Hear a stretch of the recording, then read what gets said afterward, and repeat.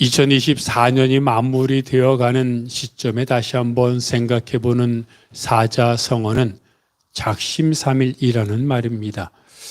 우리가 아는 것처럼 작심삼일은 마음을 먹었어도 3일만 되면 흐지부지 된다, 그런 뜻입니다. 물론 그래서 3일 작심, 3일마다 마음을 먹으면 된다라고 말하기도 하지만 또 3일마다 마음을 먹으란 얘기는 무엇입니까? 그만큼 결심이 흐트러지고 그만큼 실행하기가 쉽지 않다는 말입니다.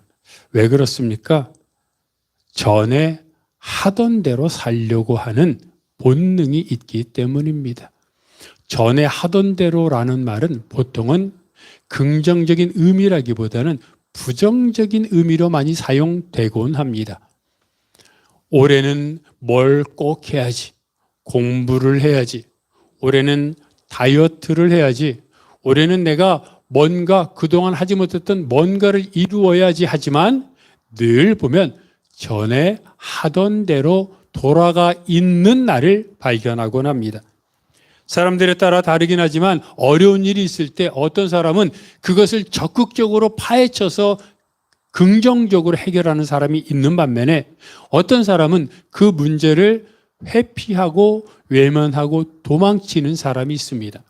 어떤 사람은 어려운 일이 있을 때 그것 때문에 밤새도록 고민하고 끙끙거리고 하지 않아도 될 고민까지 사서 하는 사람이 있는 반면에 어떤 사람은 근거 없는 낙천으로 아무것도 하지 않고 될 대로 되겠지, 잘 되겠지, 그런 사람도 있습니다.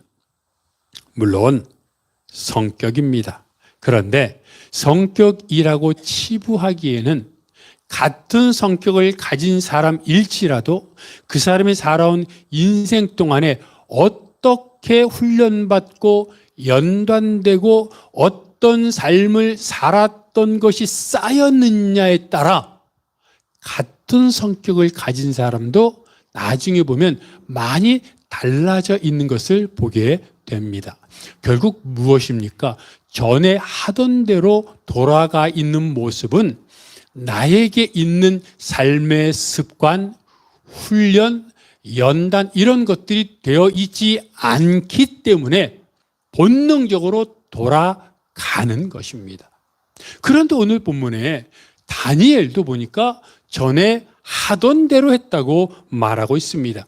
한 달 동안 기도하지 말라고 하는 기도 금지령이 내렸는데 그것을 어기면 사자굴에 던져져 사자밥이 된다는 공포가 내려졌는데도 전에 하던 대로 기도하였다라고 성경은 말합니다. 그러면 전에 하던 대로 했던 기도가 어떤 기도길래 우리는 전에 하던 대로 기도했다라고 하면 뭐 일주일에 한 번 기도하고 뭐 생각나면 기도하고 그런 기도하는 거니까 별 의미가 없을지 모르겠는데 도대체 다니엘은 어떻게 했길래 전에 하던 대로 기도했다고 성경이 의미심장하게 기록을 했을까요? 보니까 자기 집에 가서는 윗방에 올라가서 예루살렘을 향하여 난 창문을 열고 무릎을 꿇고 하루에 3번씩 감사하며 기도하였더라. 이 모습을 보면서 다니엘의 그 기도에 3가지의 특징이 있음을 보게 됩니다. 이걸 보면서 문득 나와는 어떻게 다른지, 혹시 나와 닮은 것은 있는지 생각해 보게 되었습니다. 여러분도 다니엘이 이렇게 기도했던 기도의 특징 3가지를 들으면서 나와는 어떻게 같은가 또는 다른가를 한번 생각해 보시기 바랍니다. 다니엘은 첫 번째로 창문을 열고 기도했습니다. 거기가 유대가 아닙니다. 여호와 하나님을 섬기고 경배하는 나라가 아닙니다. 바빌론으로부터 시작하여 페르시아였던 그 나라는 다신교를 믿고 있었고 주로 믿는 신이 달랐기 때문에 하나님을 그렇게 경배하고 믿는다고 당당하게 창문을 열고 누구든지 내가 기도하는 걸 보고 싶은 사람은 마음대로 봐라라고 했던 것은 엄청난 위험일 수 있고 그것은 신앙의 커밍 아웃이었습니다. 그런데 여러분 보십시오. 나는 어떻습니까?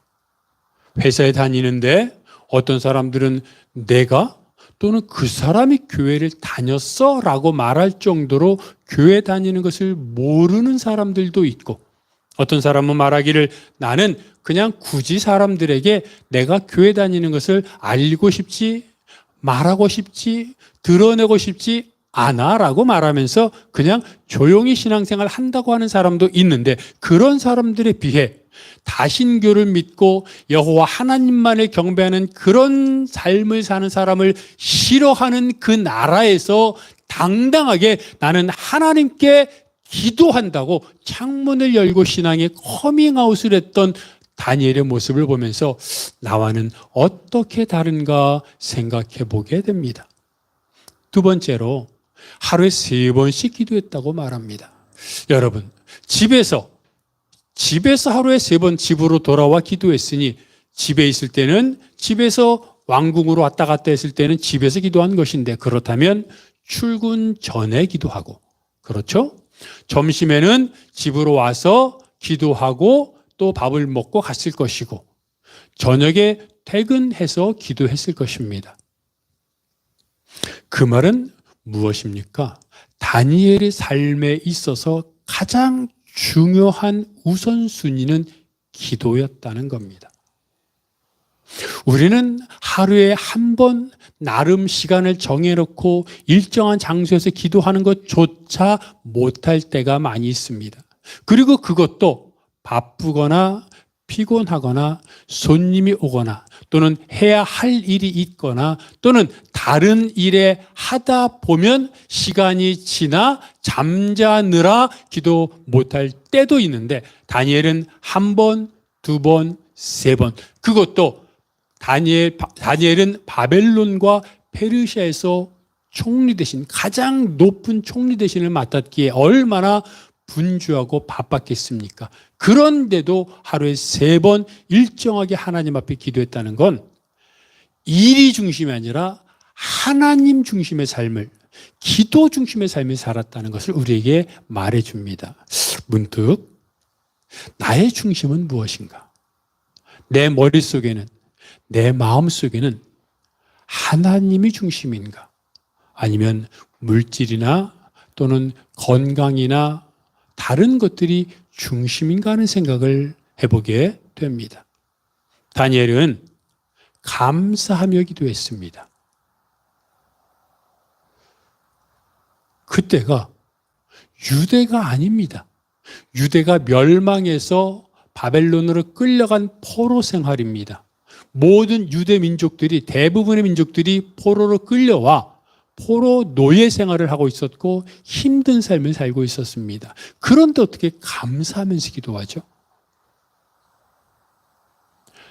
우리 같으면 마음속에 하나님, 왜 우리를 버리셨습니까?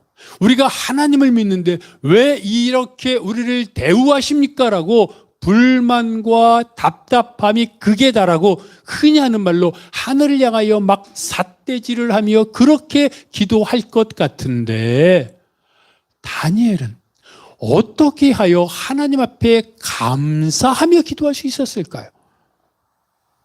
그것은 이스라엘 민족, 유대 민족이 멸망한 것이 하나님이 버리신 것이 아니라 다시 사용하려고, 다시 쓰시려고, 고치고 재활용하기 위해 고치는 연단의 시간이라는 것을 알았기 때문이고, 또 예레미야 선지자가 예언한 것처럼 멸망한 날로부터 70년이 지나면 다시 유대로 회복시켜 줄 것이라는 말을 믿었기 때문입니다. 즉 지금이 고통의 시간이었습니다. 광야의 시간이었습니다. 풍랑이 몰아치는 시간이었습니다. 그러나 그 시간은 내가 버림받았기 때문에 당하는 풍랑이 아니라, 물론 이스라엘 백성들이 잘못했으니까 멸망한 겁니다.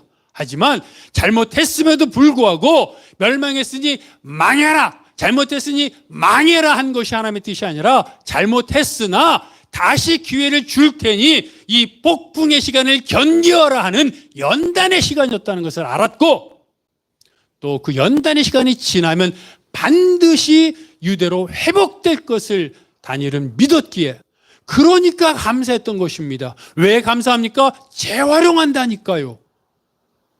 사람들은 멀쩡한 것도 신상이 나오면 버리지 않습니까? 더 좋은 걸로, 새 거로, 사실은 필요하지 않아도 남들에게 보이려고 나 이거 샀다라고 사지 않습니까? 그런데 하나님은, 사람도 그런데 하나님은 얼마든지 사람들을 멸망시키고 새로운 종족으로, 새로운 인류로 만들 수 있었으나 하나님은 유대민족이 잘못했음에도 불구하고, 우리가 잘못했음에도 불구하고 잘못했으니 너 멸망시킬 거야 라고 하시는 것이 아니라 잘못했으니 너를 연단하여 다시 쓰겠다. 이게 하나님의 은혜입니다. 다니엘이 생각할 때 이게 감사했던 겁니다. 하나님, 우리를 버리셔도 할 말이 없는데 우리를 재활용하여 다시 회복시켜서 유대로 다시 귀환시키겠다고 하시니 하나님 감사합니다. 이 연단의 시간을 잘 견디겠습니다. 기회를 주셔서 감사합니다. 그래서 다니엘은 하나님 앞에 감사했던 겁니다. 여러분, 우리가 기도할 때 하나님 앞에 주로 어떻게 기도합니까?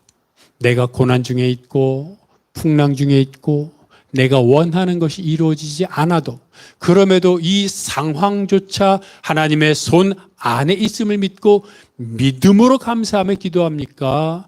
당장 이루어지지 않아 하나님께 불평하며 기도합니까? 다니엘의 이 기도, 하루에 창문을 열고 3번씩 감사하며 하나님께 드렸던, 그것도 유대가 아닌 바벨론, 페르시아와 같은 이방 나라에서 그렇게 기도했던 모습을 보면서 뭐가 느껴지냐면 신앙인의 당당함. 이방 나라였지만 나는 이렇게 하나님을 믿고 신뢰한다. 나는 하나님이 자랑스럽다. 나는 하나님을 위해 산다라고 하는 자부심, 자긍심, 자랑, 프라이드, 하나님을 자랑하고 싶은, 내가 하나님 앞에 기도하니 볼 사람 다 봐라 라고 하는 그런 당당함이 너무 좋습니다. 그런데 우리는 전에 하던 대로 이렇게 기도하는 모습만 보는데 이거는 결과입니다. 이렇게 기도할 수 있게 된 원인, 이유가 있지 않겠습니까? 어떻게 태어나자마자 이런 신앙을 가졌겠습니까? 도대체 무엇이 다니엘로 하여금 이렇게 기도하게 만들었을까? 하나님을 이렇게 사랑하고 하나님을 자랑하고 하나님을 기뻐하게 만들었을까? 이것을 보면 다니엘이 하나님의 은혜를 경험했기 때문임을 알 수 있습니다. 우리가 아는 것처럼 끌려오자마자 다니엘은 뜻을 정하여 왕궁에서 나오는 우상에게 제사 드려진 음식을 먹지 않고 포도주도 안 마시고 야채만, 채소만 먹겠다고 결단했습니다. 우상숭배였으니까. 그런데 그렇게 했는데 왕궁에서 내려온 기름진 음식과 포도주를 먹은 다른 소년들보다 더 건강하고 혈색이 좋았습니다. 하나님의 은혜를 경험했죠. 느부갓네살 왕이 밤에 꿈을 꾸고 신하들을 불러다가 내가 이상한 꿈을 꿨는데 무슨 꿈을 꿨는지, 그리고 그 꿈의 내용이 뭔지 알아맞혀라. 못 알아맞히면 다 죽이겠다라고 했을 때 사람들은 혼비백산하고 두려워 떨었죠. 그때 다니엘은 세 친구들에게 중보기도를 부탁하고 하나님 앞에 나아갔고, 하나님은 느부갓네살 왕이 무슨 꿈을 꿨고 그것이 무슨 의미인지를 환상으로 보여주셨고, 그것을 왕에게 말함으로 위기를 넘어설 수 있었습니다. 하나님의 은혜죠. 느부갓네살 왕이 금신상을 만들고 모든 신하들을 모아 그 금신상에 절하라고 했습니다. 우상에게 절하는 것이죠. 근데 다 절했는데 다니엘의 세 친구는 우상에게 절할 수 없다 하여 끝까지 버텼고 활활 타는 풀무불에 던져졌습니다. 얼마나 뜨거웠던지 풀무불에 던졌던 병사들이 불에 다 죽었습니다. 그러니 풀무불에 던져진 사람들은 어떻겠습니까? 그런데 풀무불에 던져졌던 세 친구들은 그대로 다시 살아났고 이 일로 하나님의 영광을 받았습니다. 이런 은혜, 능력을 경험했습니다. 그런 것들이 쌓이고 쌓여 기도 금지령이 내려졌음에도 불구하고 자기가 경험한 하나님이 너무 확실하고 하나님의 은혜가 너무 커서 다른 것은 눈에 들어오지 않았던 겁니다. 그런데 여러분, 바벨론에 끌려왔던 다른 유대 청소년들도 다니엘처럼 똑같은 하나님의 은혜를 경험했을까요? 아닙니다. 이때 유대에서 끌려온 많은 유대 청년들이 있었습니다. 근데 그들은요, 왕궁에서 나오는 제사 드려진 이방신에게 제사 드려진 음식과 포도주를 다 먹었고 느부갓네살 왕이 금신상에게 절하라 했을 때 그들은 다 절했고 왕이 내가 무슨 꿈을 꿨는지 꿈의 내용이 무엇인지 못 맞추면 죽이겠다고 했을 때 그들은 벌벌 떠며 숨었고 도망쳤습니다. 똑같은 유대 청년이었는데 그들은 끌려오기 전에 유대에서 똑같이 하나님 앞에 제사 드렸고 제사 자리에 있었고 예물을 드렸고 그들은 신앙이 있다고 생각했던 사람들이었는데 그들은 이상하게 바벨론으로 끌려오자마자 변절하고 말았습니다. 신앙이 떨어지고 말았습니다. 왜일까요? 그들이 가졌던 신앙은 신앙이 아닌 생활 습관이었던 것입니다. 성경은 하나님이 다윗을 어떻게 평가하는지 말하는데 이렇게 말합니다. 하나님이 다윗을 보니 이새의 아들 다윗을 보니 내 마음에 맞는 자라. 개역 한글은 이렇게 말합니다. 내 마음에 합한 자라. 여러분 잘 생각해 보십시오. 하나님이 다윗을 봤는데 다윗을 보니까 내 마음에 맞아. 내 마음에 합한 사람이야 라고 말합니다. 뭘 봤을까요? 다윗의 어떤 모습을 보고 하나님이 야, 너 내 마음에 쏙 들어라고 말씀하셨을까요? 어렸을 때부터 양을 치며 곰과 사자가 덤벼들 때도 하나님의 은혜를 입고 물리쳤던 신앙, 하나님을 하프를 치며 하나님을 찬양하며 하나님을 경배했던 신앙, 들에서 산에서 양을 치며 또는 집에서 지금으로 말하자면 말씀을 기도를 통해 어떻게 해서든지 하나님 앞에 나아가고자 애썼던 그 조그만 그 마음들이 쌓인 것을 보면서 하나님이 얘 싹수가 있네. 여러분 다윗이 처음부터 위대한 믿음의 사람이었던 것이 아닙니다. 하나님은 다윗을 보니까 얘가 싹수가 있고 내 마음에 쏙 드네. 양을 치면서 틈을 내서 지금으로 치면 말씀을 읽고 암송을 하고 그리고 사자와 곰이 덤벼들 때 하나님 앞에 기도하며 물리치는 하나님을 의지하며 하나님을 바라보는 그런 모습을 보면서 야, 얘 되겠다 라는 생각을 하신 겁니다. 사무엘이 어떻게 하나님의 사람이 되었습니까? 사무엘상 2장을 보면 사무엘상 2장이 말하기를 사무엘은 어렸을 때부터 하나님 앞에서 섬겼다고 말합니다. 또 사무엘상 3장을 보면 중요한 말을 하고 있는데 그 시대의 대제사장이었던 엘리는 자기 처소에 누웠는데 사무엘은 여호와의 전에 누웠다고 말합니다. 여러분, 누웠다는 말이 무엇입니까? 잠을 잤다, 생활하다 이런 뜻이기도 하지만 마음이 어디에 있는지, 생활의 중심이 어디 있는지를 말하는 겁니다. 근데 그 시대 가장 종교적인 지도자였던 대제사장도 자기 처소에 누웠습니다. 자기 중심적이었습니다. 자기 생활을 했습니다. 그런데 그 어린 사무엘이 어려서부터 하나님을 섬겼고 하나님의 전에 누웠다는 얘기는 하나님 앞에 나아가고, 다시 말합니다, 조금이라도 말씀을 읽으려고 하고 말씀을 묵상하며 암송하려고 하고 조금이라도 하나님 앞에 나아가 기도하려고 했던 그 사무엘의 모습을 보시고 성경은 뭐라고 말합니까? 어느 날 하나님이 나타나셔서 사무엘아, 사무엘아. 여러분 아시겠습니까?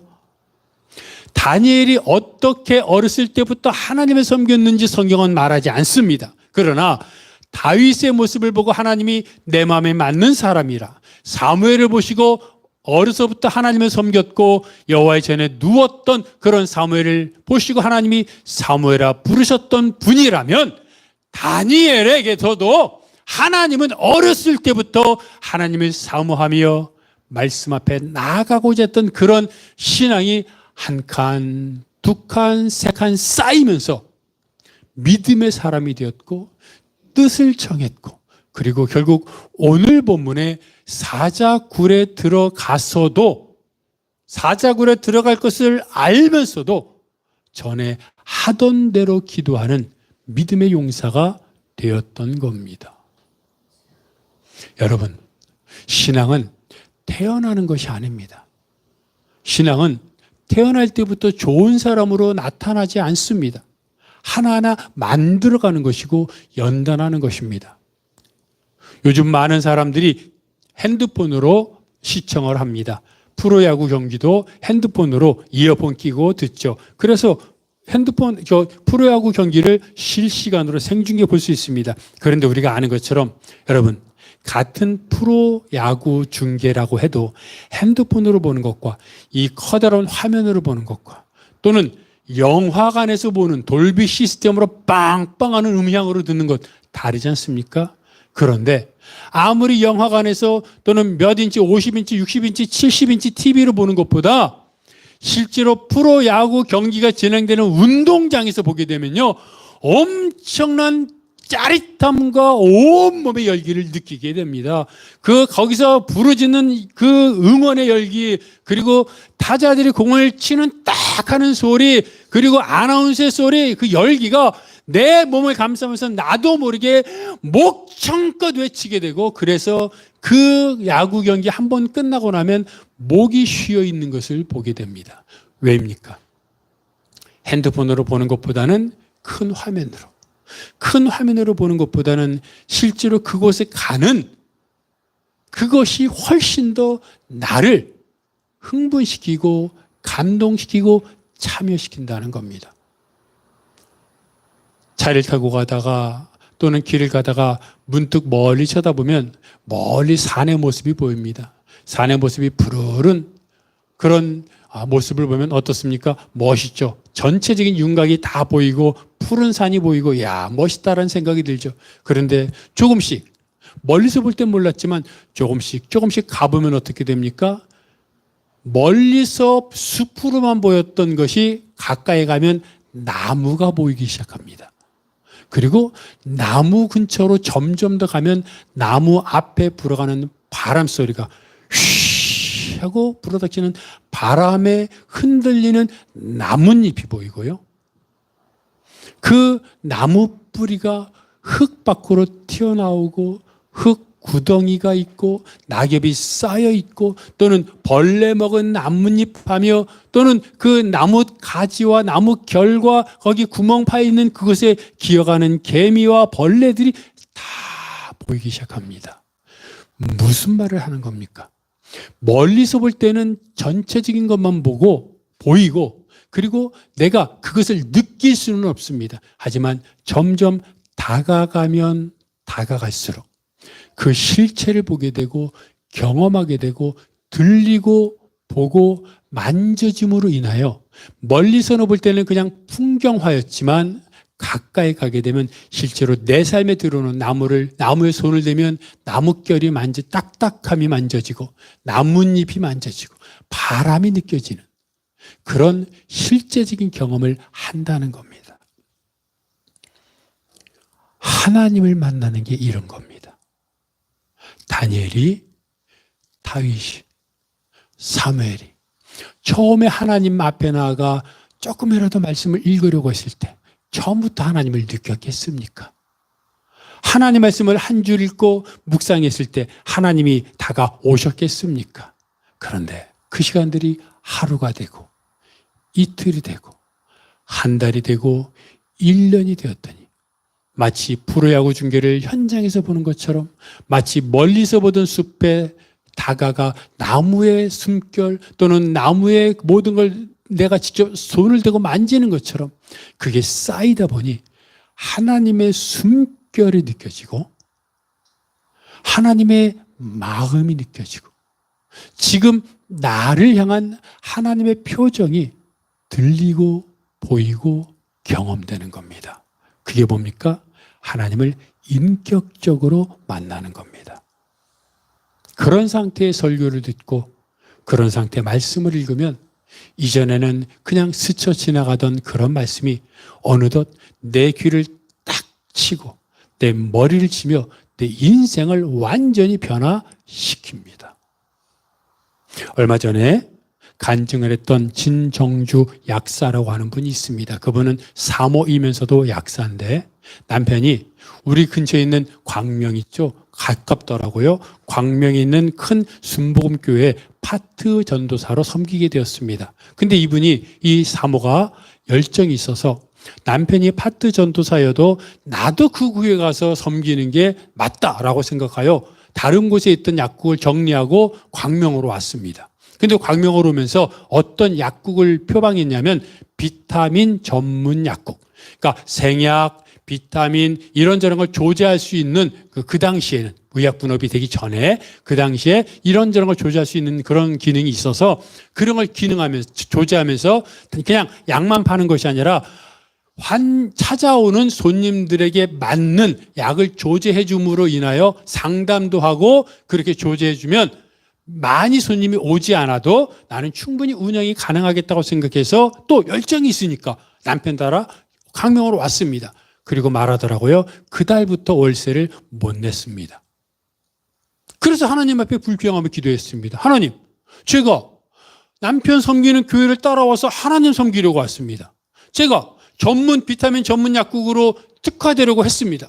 이것을 통해서 하나님께 영광 돌리려고 했으니 하나님 채워주셔야 되지 않습니까? 맞잖아요. 하나님의 영광을 위하여 왔고 허튼 돈 버는 게 아니라 제대로 된 돈 벌어서 하나님을 섬기려고 했으니 그 다음은 하나님이 채워주시기만 하면 되는데 왜 월세도 못 냅니까? 하고 하나님 앞에 대들었습니다. 그런데 그러다가 교회에서 목사님이 하는 설교를 들었는데 목사님이 어느 날 이렇게 외치더라는 겁니다. 기도도 하지 않으면서 너의 믿음이 어디 있느냐. 그 순간 그 말이 뇌리를 확 지나갔습니다. 기도도 하지 않으면서 너의 믿음이 어디 있느냐. 문득 돌아보니까 늘 하나님 앞에 불평으로 하면서 그냥 왔다 갔다 하면서 하나님 왜 안 주십니까? 라고 했는데 하나님 앞에 시간을 정해놓고 일정하게 기도하는 시간이 없었던 거예요. 그래서 그 순간 내가 기도해야겠구나. 나를 향해서 주시는 하나님의 말씀이구나 하는 것을 깨달았습니다. 그래서 그 약국 한 켠에 조제실이 있는데 조제실에서 기도를 시작했습니다. 5월 달에 광명으로 왔습니다. 그렇게 기도를 시작하는데 가을에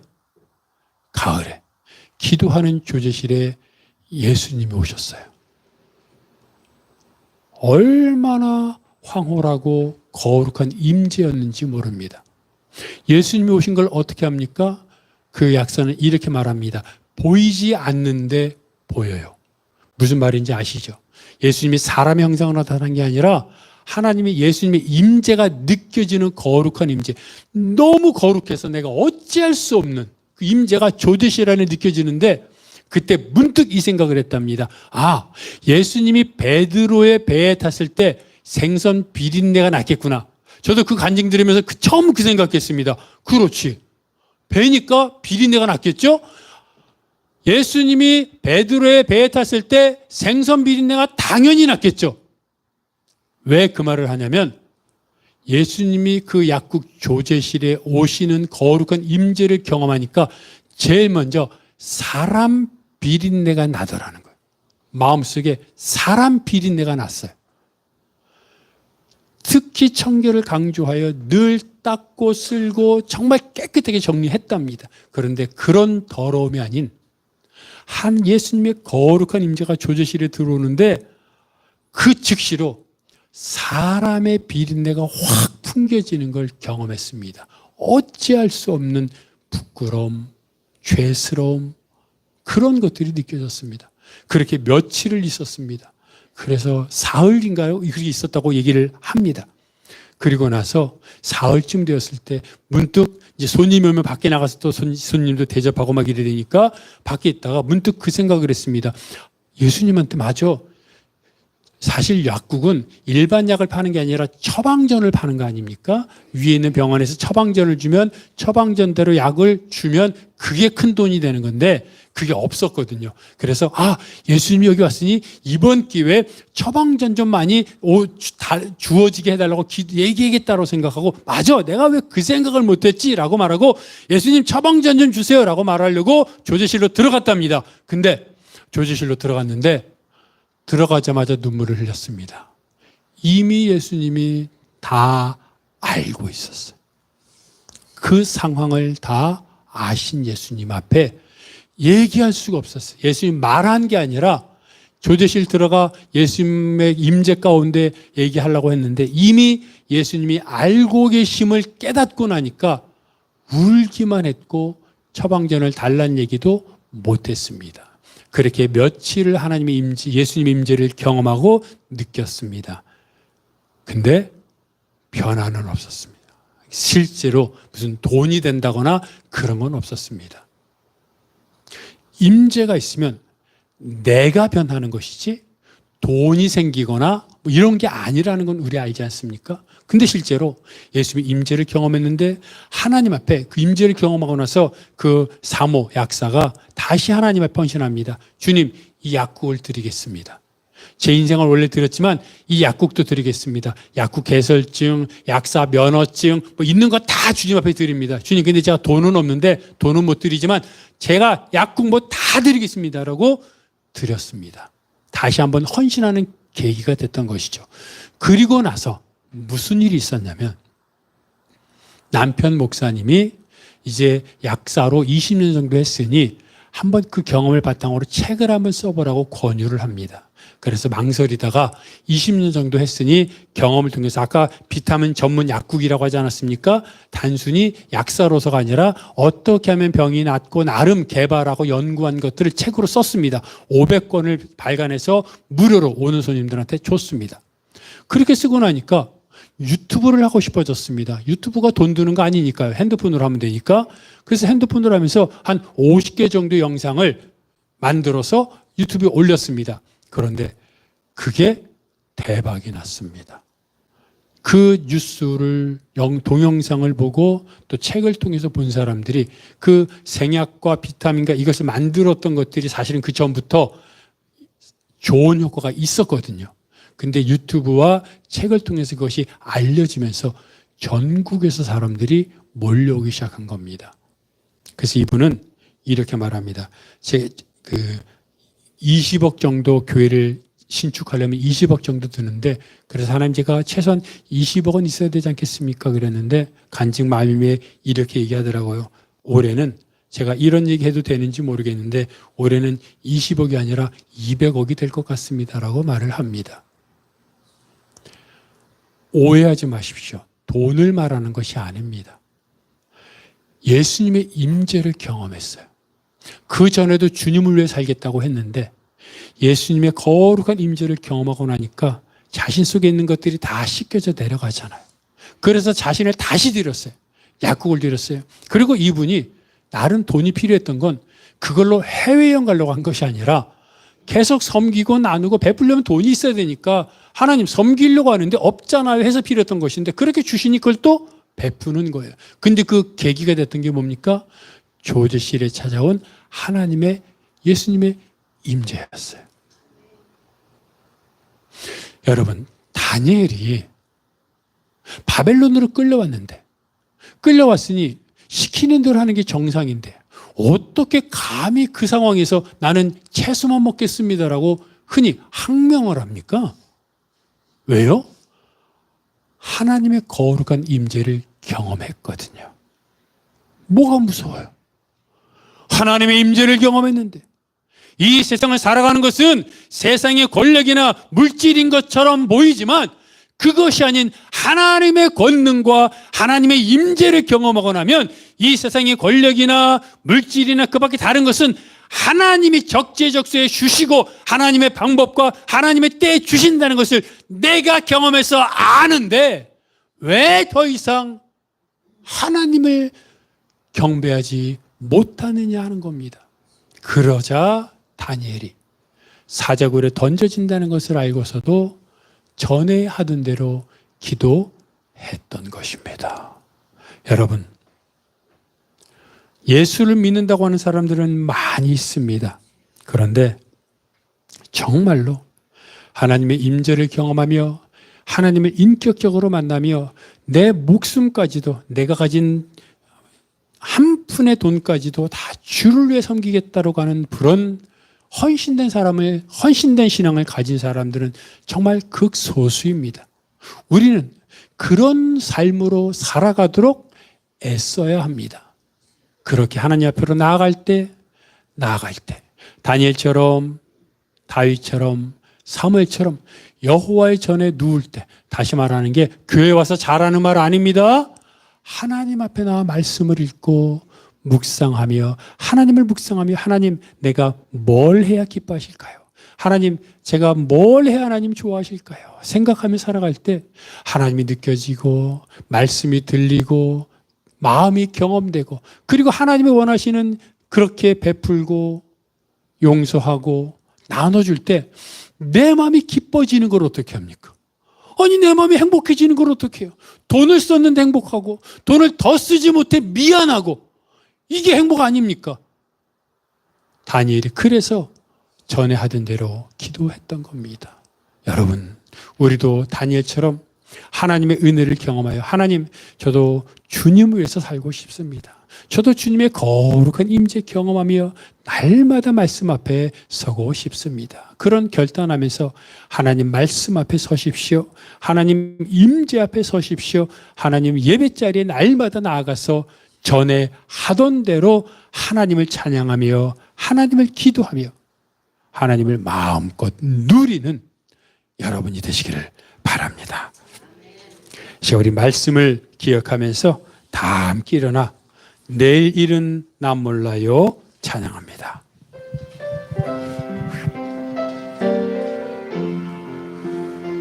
내일 일은 난 몰라요, 하루하루 살아요. 내일 일은 난 몰라요, 하루하루 살아요. 불행이나 여행함도 내 뜻대로 못해요. 험한 길 가고 가도 끝은 없고 고해요. 주님 예수 살레미사 내 손 잡아 주소서. 내일은 난 몰라요, 장래일도 몰라요. 아버지여 날 붙드사 평탄한 길 주옵소서. 좁은 이길 진리의 길, 주님 가신 그의 길, 힘이 들고 어려워도 찬송하며 갑니다. 성령이여 그 음성을 항상 들려주소서. 내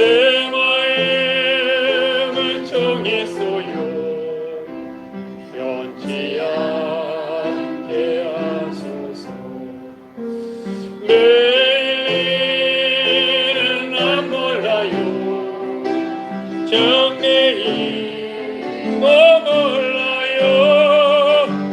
아버지 아버지요 주신 소명 이루소서. 만왕의 왕 예수께서 이 세상에 오셔서 만 백성을 구속하니 장구주가 되시네. 순교자의 본을 받아 나의 믿음 지키고 순교자의 신앙 따라 이 복음을 전하세. 불과 같은 성령이여 내 맘에 항상 계셔. 천국 가는 그날까지 주여 주옵소서. 그렇습니다. 아무리 힘들고 어려워도 주님의 은혜를 경험한 사람은 다릅니다. 주님, 나도 은혜 가운데 서게 하시고 나도 말씀 가운데 자랑하며 주님 손 꼭 잡게 하여 주옵소서.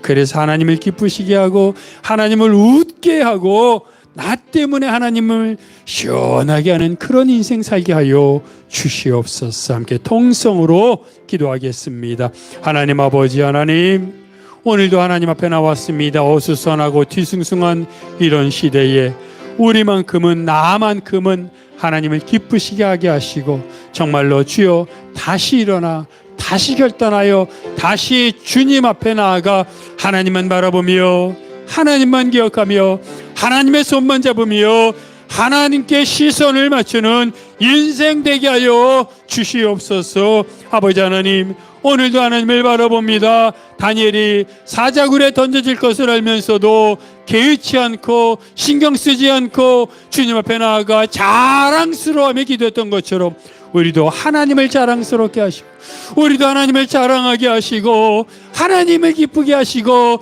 하나님을 날마다 사랑하며 살아가는 성도들 되게 하여 주시옵소서. 주여, 주여. 하나님, 우리가 다니엘처럼 지금 당장 될 수는 없겠지만 정말 주님을 자랑하고 주님을 사랑하고 주님의 손 꼭 잡는 성도들 되게 하여 주옵소서. 이 모든 것 예수 그리스도의 이름으로 기도하오며 이제는 우리 주 예수 그리스도의 은혜와 아버지 하나님의 사랑하심과 성령님의 교통하심이 하나님 말씀대로 전에 하던 대로 늘 하던 대로 말씀과 기도의 삶을 살겠다 결단하는 성도들 머리 위에 그들의 가정과 사역과 기도 제목 위에 이 교회 이 민족 온 세계 복음화 위에 영원토록 함께 하옵시기를 간절히 축원하옵나이다. 아멘.